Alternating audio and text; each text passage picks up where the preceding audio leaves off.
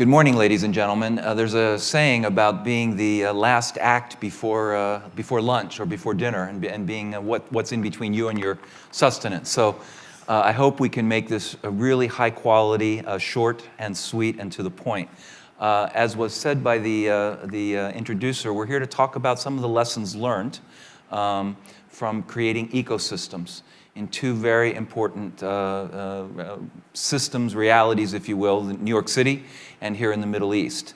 We have two very, very distinguished panelists who are experts in their own right in entrepreneurship, in creating businesses and running them.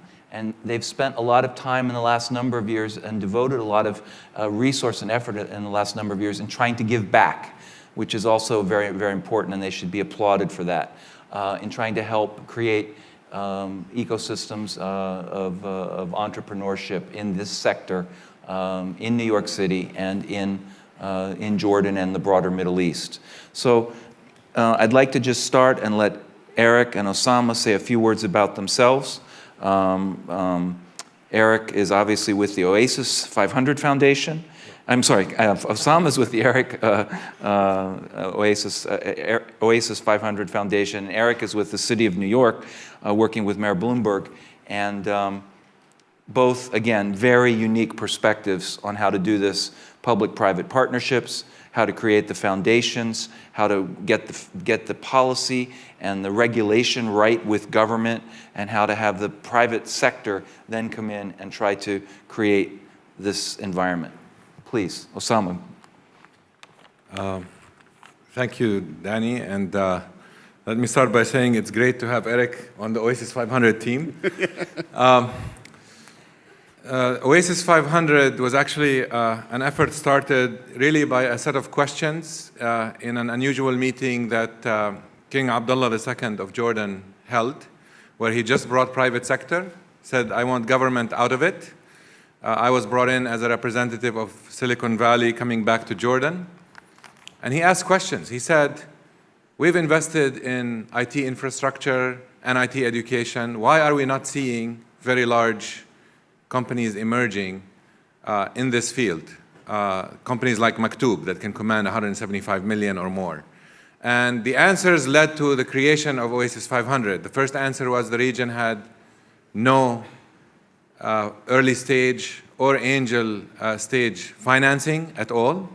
So that's why we call it a desert in one of the discussions, and that's why we named the company Oasis. 500 comes from the fact that we want to create a large number of companies, so to have social impact and change the culture. So to create this ecosystem, Oasis 500 has to do four major things, right? One, it has to do training, because you can't give people money if you haven't really trained them what to do with this money. The second part is you invest. So you have to have the money to invest, but you also accelerate. Acceleration means we hold them by the hand, daily check-ins, weekly reporting, monthly board meetings, to get them used to a pace where they achieve in 3 months, these companies that we invest in, what takes typically a year or a year and a half in the region. Third is an angel investor network. And we've grown this network to over almost 400 investors now who are participating and attending. And tomorrow afternoon, there is such a pitching event. So I encourage you, there'll be Oasis 500 and non-Oasis 500 companies there at a competition. I encourage you to attend. And finally, a mentor network, a network of people who are willing to help these companies. Surprisingly, all of them worked way beyond any expectation, including mine. And today we've actually invested in over 60 companies and growing faster. And Amman has registered now as an investment hub. But more importantly, we are expanding into Beirut, into Palestine, and there are negotiations with Saudi Arabia and Tunisia. So it is truly a pan-Arab effort to create entrepreneurship in technology. Thank you, Usama. Eric, I'd like you to say a few words from your perspective in New York City and working with the New York City Economic Development Corporation. Well, first of all, it's a privilege being on this panel, and it's also great being part of the Oasis 500 team. Although I've yet to receive my first paycheck, but that's sort of like an entrepreneur. You got to do a lot of the work first before you get paid. So before joining the Bloomberg administration and getting involved in economic development in New York, I spent many years in business and as an entrepreneur. I ran a large media company, US News and World Report, which is pretty well known around the world, as well as Fast Company magazine, which was one of the magazines that truly reported on the early tech boom. And then I was an entrepreneur myself and ran a number of companies before turning to the government. And I think that, as we look at, from the Bloomberg administration perspective, what's happened, if you go back to what we call the Great Recession, 2008, there really was a need in New York to diversify the economy. And many people come to New York, and it's a great place as a travel destination, and we've got, great restaurants and museums and Broadway and all of that. But what people forget is that New York was still very much, from an employment standpoint, a finance capital. Close to, and a little bit more actually, than 75% of the jobs were in finance. And you have something like the Great Recession that occurred and hit squarely on the banks. There was a real need to diversify the economy and think about the industries that were going to be growing. Technology is certainly one of those. And when we look back, and we can talk about lessons learned afterward, but when we look back, today, and you go back the last 5 years, New York has had an overall job growth of 4% compared to a negative decline of 3% in the United States over that same period. And in the tech sector, we've had an 11% growth. And the tech sector has become now the second most important sector in terms of annual wages and contribution to the economy, notwithstanding the fact that high-tech jobs have a huge multiplier effect, which means that with a tech job, you put additional money into the economy and you're creating other jobs. As well, New York now has become the second most important place in terms of venture capital money. And we can talk about why that's happened and what we've done, but I'll stop there for now. Thank you very much, Eric. The US-UAE Business Council, as a platform, does a lot of work to help entrepreneurs learn more about the opportunities in this part of the world, in the UAE in particular, and also help Emirati entrepreneurs learn about opportunities in the US. In that capacity, I've worked with Yahoo Maktub from the very beginning of the acquisition, 6 or so years ago, and 5 or 6 years ago. And I've also worked very closely with Noor Al-Kabi and her team here at 2454 in what they're trying to achieve. You hear a lot said about the lack of a culture of venture capital, angel capital. You referred to it in what you just said, Usama. Can you say a few more words about if you think that's changing here in the region today? And then, Eric, I want to draw you in to respond a little bit to what Usama says from the standpoint about how we can change that culture here in the broader Middle East. So I think we are seeing the beginnings of a change, but nowhere near the significance. I mean, to give you an idea, everything we've done, and if you've heard about Oasis 500 and what we've done with it, so far has been done with a $7 million fund. And think about 7 million. That's a very small number. I think tomorrow, Dan Senor is going to talk about, Startup Nation, the book. I met recently with a fund in Israel that is a $2.2 billion venture capital fund, $2.2 billion, right? So look at the scale. Building a building in Dubai, Qatar, Saudi Arabia cost between $50 and $100 million, right? That money is going into frozen assets instead of going into something that actually moves the people, changes the culture. So it's been a challenge. But the good news is we're seeing very promising early start, and I want to set the expectation that it's an early start because many people think, oh, it's done, right? Stuff is happening, look at Jordan, and people are investing, we're done, the problem is solved. Far from it. We're very, very, very far from reaching anywhere near the level we should be. I just want to remind the audience, I mean, one of the first challenges I faced, there are terms in English, seed investment, early stage financing, angel investment. Are there words in Arabic for them? Right? Very challenging, right? The word for venture capital, Some people will tell you رأس المال المغامر, رأس المال المخاطر, but it's not even a standard term in the language. Yet, when we do our training boot camps, one of the first things I ask people after I ask them, do you know what the Arabic terms are for these words? And they say no. I'll ask them, have you heard of رحلة الشتاء والصيف? Right? The summer and the winter caravans, which happened over 2,000 years ago out of Mecca to Yemen and out of Mecca to Levant. And, they all know them. And what were these? These were actually a series of ventures going together, right? Each caravan had huge risk, management risk, most likely get stolen, most likely, face dangers, etc.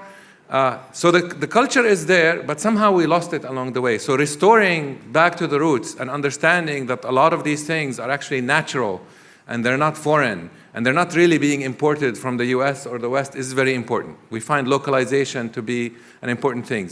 I am very, very happy and encouraged to see a place like Abu Dhabi, for example, with 2454, truly investing in an infrastructure to help create a new place to do a new industry and create funds to invest.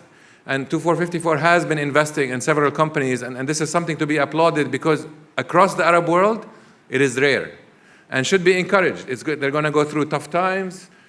They're going to fail multiple times, but that's natural. That's part of it.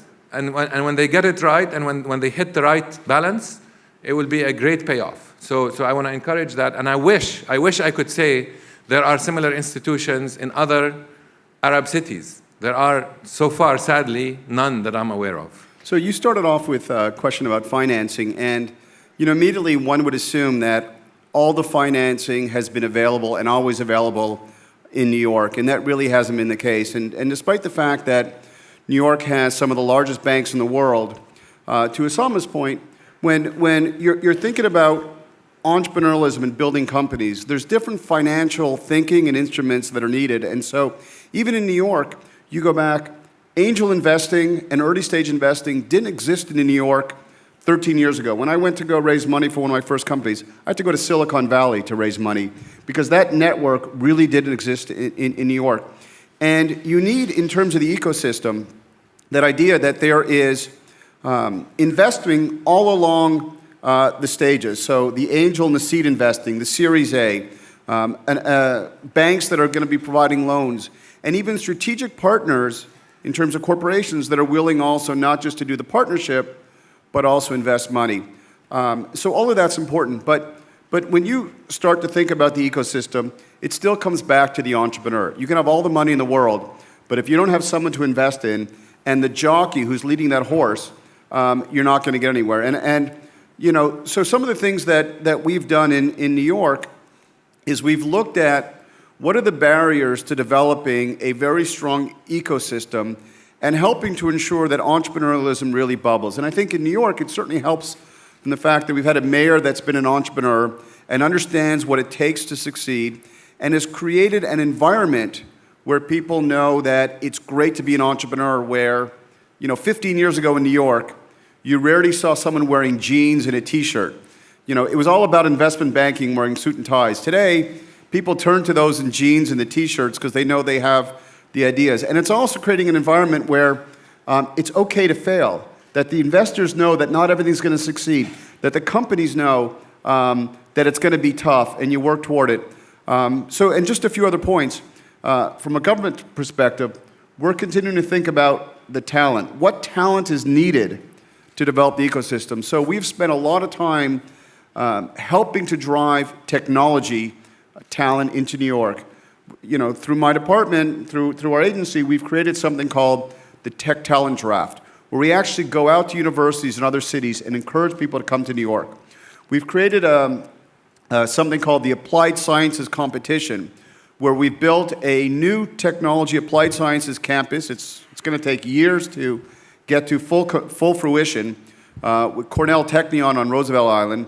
But we've also expanded the applied sciences capabilities at Columbia and NYU Poly, and NYU Poly is starting here, which I think is a great part of the ecosystem. But all of those factors come into play beyond just the money. Yeah, and just to relate to a point that Eric made, people always tell me, look, the Middle East doesn't need cash. It's got a lot of cash. And this is where I really want to, dispel this myth. Actually, it's true. There's a lot of cash. It's sitting in private equity firms. Private equity means, for those of you who are not familiar with it, investment in very late-stage companies. Right. And what happens is most of these funds can't find enough deals to invest in. Why? Because those who made it through this very, very tough environment where there is no early-stage financing, either by definition become a family business, which means nobody outside the family, or they become so hardened that they are not interested in anybody becoming a partner or anything. They avoid that, right? So that means that the guys who make it don't want the money, and the guys with money are sitting there not able to spend it. It's a really horrible situation that needs to be addressed. And this actually hits us big time because we need to, look, the region needs to create jobs, non-government jobs for sustainability. And World Bank and World Economic Forum estimate something like 80 million jobs by 2020, new jobs. And you don't create these jobs by creating government posts or mega projects. You create these jobs by creating growth stories, by creating companies that actually turn into other companies, bigger companies, and so forth. I'm sorry, just let me to jump off that, because I think it's an important point that Usama makes here, is that, the fact that capital doesn't get invested, and you're not developing a ecosystem that is self-perpetuating, inhibits the future growth. So what we've seen in the most successful ecosystems, take Silicon Valley, and this is now happening in New York, you've got early companies that become a big success. Those then spin off other companies and other entrepreneurs. The reason why New York has become so successful in the last, call it 15 years, but certainly over the last 5 years where it's been taken to a new level, is that we've had successful companies that we've been able to celebrate. The DoubleClicks, Tumblr, which was recently bought for $1 billion. What happens is that then encourages people to go into the technology field. But you've got entrepreneurs that have made it, that are willing to invest money themselves and also to serve as mentors for those companies. And that's a really important part of developing a local ecosystem. Usama raised and mentioned Dan Signeur's book, but there's another great book out there right now that everyone's reading by Chris Schroeder that offers a lot of vignettes about what's going on here in the region today, including Usama mentioning and talking about you. I was at dinner last night with Mohammed Alibar for the Dubai 2020 Expo bid in Dubai, and he said that there are 205 nationalities living and working and coexisting here together in the UAE today. This is an incredibly important point when you talk about creating a cross-cultural ecosystem. Talk to me a little bit about how you think, and then Eric, how you think about bringing together all these cultures and traditions, and when you need to train people, when you need to educate them, when you need to associate them with technology and management skills. Yeah, I mean, that's a very tough problem. So one of my deep beliefs after the experience we had with Oasis 500 is that localization, especially in the training, is extremely important. The trend is, and I've seen this, people will say we're launching an educational, governments actually in the Arab world will say we're launching an educational program in entrepreneurship. And what do? They'll bring in great programs from great universities like Columbia, like Babson, like Stanford, like Berkeley, what have you. And this is an experiment, we went through. When we first started with our first boot camps, we tried to use the existing material. Great material. I understood it. It made a lot of sense to me and it was exciting to me. It meant very little to the entrepreneurs that were being trained because it was not relating to their culture, to their experience. The stories looked like theoretical stories from the moon. By turning it into a localized program with localized references, with local stories, you actually make these concepts really fit and become understandable. So one challenge is going to be localization and believing that what we can develop ourselves is much better than what we can import from the outside. I know people prefer to import and think somehow the West has a magic formula. They don't. We now built a program, frankly, after 2.5 years of experience running these boot camps, that is, I claim, and I've been told by other people from the US and Europe, is better than anything available in the US and Europe. That's huge. So investing in that part of it is important. Reaching out to people with the right philosophy of investment, focusing on areas like in Jordan, we focus on IT because there's a lot of IT graduates. Actually, I think it is the highest IT graduates per capita in the world, higher than India, right? But India has a big divisor on the bottom. So you play to your strengths, right? You say in Jordan, ICT is a big deal, right? In Lebanon, one of our focus areas are design, advertising, that kind of thing, because that's the strength point. So each country needs to find its strong points and say, here is where I can grow an ecosystem, right? In the Gulf today, probably around energy, if focused correctly, is a huge, huge, huge opportunity, right? Some of the biggest desalination plants in the world are just in this region. Now, think of the opportunity, the biggest in the world. Nobody else has this lab, for example. So we just need to think about what makes sense and invest in it where it makes sense and how it makes sense. And that's very important. It's not one formula fits all. Eric, how are you supporting education and training and what the government in New York is doing in this sector, in this area? So, just to go back on the point about language, I was at an event about a month ago, and the Secretary General, being very modest and joking, turned to the mayor and he said, he goes, I have it easy because in the UN there's only 6 main languages, but in New York there's probably 100 different languages. And so, we're dealing with all of the different cross-cultural and different issues in New York. But I think, to Usama's point, and he raises a really important point, that you need to think about the DNA in your community as you develop the local ecosystem. And it's interesting. New York developed as a merchant town. It started it developed into a banking town. It's really a town about commerce. And when you look at the companies that are developed in New York, they really are a product of the industry that is there. So it's no surprise that some of the best ad technology companies are developed in New York because Madison Avenue and the ad agencies are there. It's no surprise that a lot of the flash sale sites like Gilt have developed in New York because you have all the stores there. And it's no surprise that some of the new content companies like Huffington Post have developed because there's all the media companies that are there.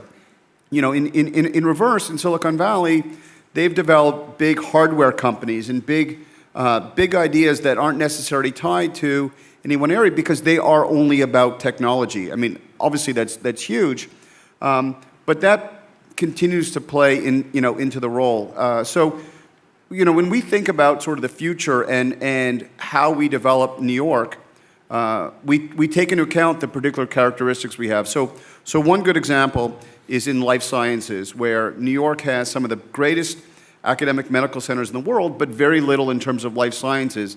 And we're starting to think through how do we leverage those academic medical centers to create new startups, because we certainly know that's a job, those are the jobs of the future. And we try to think through, like, as you think through your ecosystems, and as Usama said, what are the particular strengths that you can play to?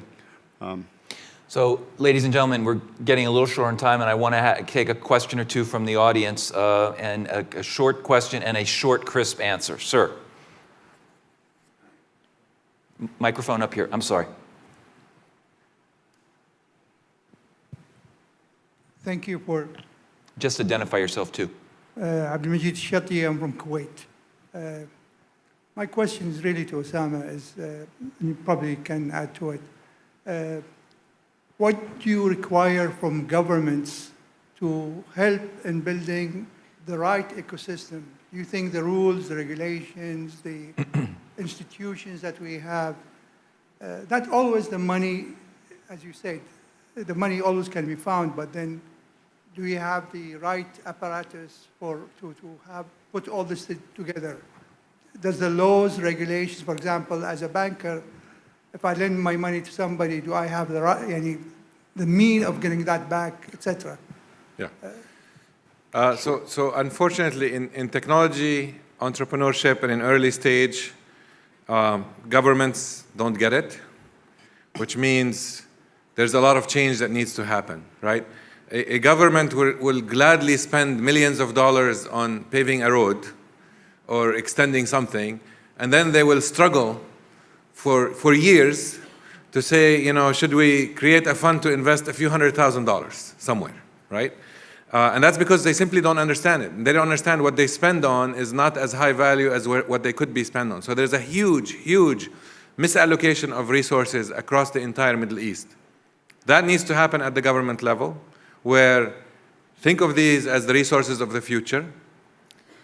Look, one of my statements is something happened 400 years ago. It was called the Industrial Revolution. And let me tell you what happened in the Arab world during the Industrial Revolution. Nothing. We slept through it. A whole industrial, where you make stuff, right? We can't now, it's too late. There's a new revolution happening, at least in my view, in these new technologies, including IT as one of the biggest. People might think IT, we're done, hey, Facebook, Google, internet. Trust me, this is the very, very, very beginning, right? Mobile, total beginning, just born, right? These are industries where we stand a chance to address global markets, to build technologies that are highly portable, so it doesn't matter where our location is, and to participate. So whether we decide to sleep through it, like we did 4 centuries ago, or to wake up and join it and take part in the future, is a big part. And that rests with government. It rests with education. It rests with creating the right laws. For example, Jordan, which probably has some of the most advanced laws when it comes to companies, protecting investor rights, making it easy to create companies, to date doesn't have a law that describes an investment fund, right? One of the challenges I had to meet, which required a lot of financial engineering, is to create an entity that can hold funds, and we felt ashamed to have to do it offshore because, you know, it was support of the king and we wanted to be an Arab thing. The laws, for example, the company laws say if you have a company, you cannot distribute profits until you are pro forma profitable, meaning you actually are realizing profits. Guess what? A fund only spends money. It will not be profitable for many years. When companies exit, and we've had a couple of exits, when they exit and we have to distribute money to the investors, we can't, right? As an example. We have to just hold on to it according to the laws. So we had to, you know, come up with mechanisms around it, but this makes it very difficult, you know. So laws. The other thing is commerce, right? GCC did a good job of creating what appears almost like a free zone. But, you know, guess what? Try to move outside the GCC. The kinds of customs, the complications of borders, the controls are ridiculous over states that, you know, you look at the US market, you know, you can go from one state to the next, and each of the 2 states may be bigger than any Arab state, and no problem, no border, no nothing, right? So, and same with the EU, right? I want to get another question over here with this gentleman. Yeah, I'm Dr. Hassan from United Arab Emirates University. And I have, my question is for both, really. We'll let Eric answer first. Yeah. Yeah. Now we are talking about investing. And no Arab country alone can do any real investing in this kind of technology, which is very high and costly. So as advisors, and you were one of the founder of this company, you said in Jordan, اللي هي Oasis 500, right? Yes. Okay. يعني at the beginning, no investor could be really take decision without, you know, the permission of his own government sometimes. And the governments, you know, play a strong role in pushing, you know, these investors to go and invest in other Arab states. So Jordan is a very, very good country, and Jordan is friends of all Arabs, I mean. Why don't you start, you know, there is enthusiasm and desire, for example, in Dubai, in Abu Dhabi, in the Gulf states. Why don't you start with them at the beginning? This is for you. For you, I'm asking, in New York. Let him answer first. Yeah, in New York, when you start this kind of projects, do you do يعني, some cooperation with other states across the nation? Or you do like Arabs, يعني, every Arab country do this, within the country with low investing and sometimes with very low talents in the field. Thank you very much. Let me respond quickly by saying it always starts with the entrepreneur. At the end of the day, it takes human capital to build that company. And I think government can do small things to inspire that. For example, recognize and celebrate, the entrepreneur, because that sends a signal that entrepreneurship is good. The other thing is even small actions force certain things by entrepreneurs. I mean, we do little competitions that we don't even give away a lot of money, but we make it known that, for example, as Usama was saying, in mobile or big data, that's an area we see as the future. We do a competition and it starts to inspire action. And then lastly, in New York, we don't deal with a lot of other states, although, there is involvement. We live in a global world. But what we do is we spend a lot of time talking to the private sector and also to universities, and we try and figure out and listen to what's needed, what's the best way to get involved. And I do think that strong partnerships with the private sector and with academia is a very strong foundation for helping the ecosystem. I think that's a very important point, the last point. And if I can answer the question, because it's very... Okay, why don't I'll let you answer it with him privately, just because we're going to get the hook, as they say. All right, go ahead. But 30 seconds, please. All right. I'll say two things very quickly. Oasis 500 was created as a pan-Arab effort.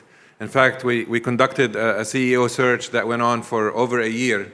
And in the end, when we picked the CEO, and this happened recently, we picked a Saudi citizen, Yusuf Hamid al-Din, who will actually be in the session tomorrow, judging the competition and so forth. Second of all, don't underestimate the problem is an ego problem, right? We built this thing, and once it hits success, we actually take it to other governments. And I'm not going to name governments now. We take it to other countries, and people say, no, this is a Jordanian thing. When I say, you know what, this is called a joint venture, take our material, let's launch it, let's go, you have entrepreneurs, let's go. People are very wedded to the concept of an ego, and year after year, time goes by and nothing happens. So what I would encourage, and this is really important, we need to think bigger, and we need to think open. It doesn't matter where this damn thing started. If it's relevant and it's good, we should use it. We shouldn't wait until somehow somebody in the US or Europe figures it out and brings it to us. We're figuring out good solutions. Let's adopt them and let's move with them quickly. Ahmed Alfi has done a great job in Egypt, and he has shown how he could move some of that into Jeddah. That's a great thing with flat stick slabs. We need more of those examples. And this is what we're facing nowadays, is people somehow think they need to start it from scratch versus leverage what others are doing. I think cooperation is key here.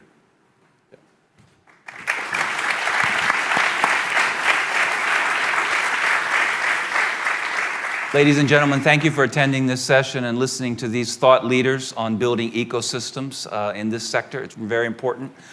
Please enjoy the rest of the conference, and I think it's over to the organizers for lunch. Thank you.